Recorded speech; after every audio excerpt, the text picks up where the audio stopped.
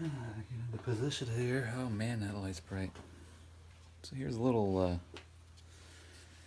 tip for you canvas crafters out there. This here is a 50-inch long piece of canvas. I like to seal the edges of my canvas because this stuff loves to fray. This stuff will just fray and fray and fray all darn day. So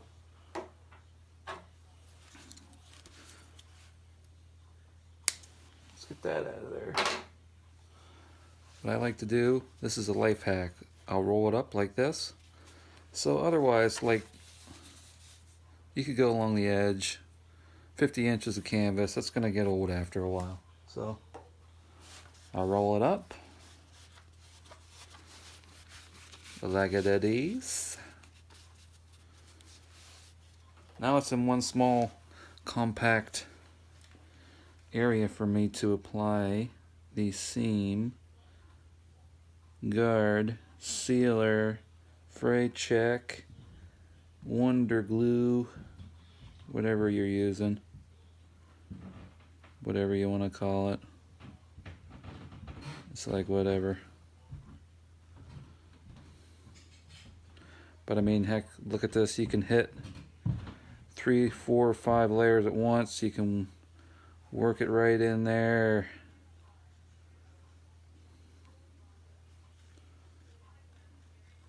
We're going to seal this whole 50 inches in about 10 more seconds.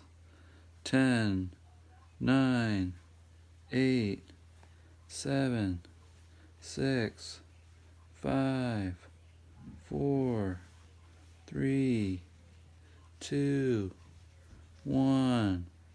There we are.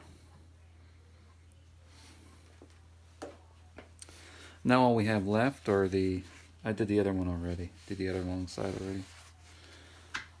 Unroll that and let it set up. Now all you have to do is the short side.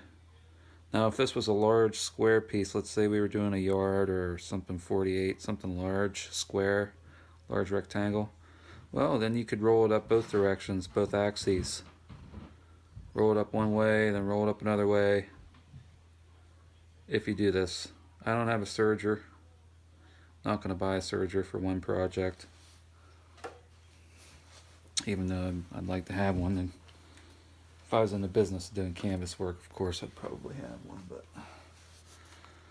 c'est la vie, such is life.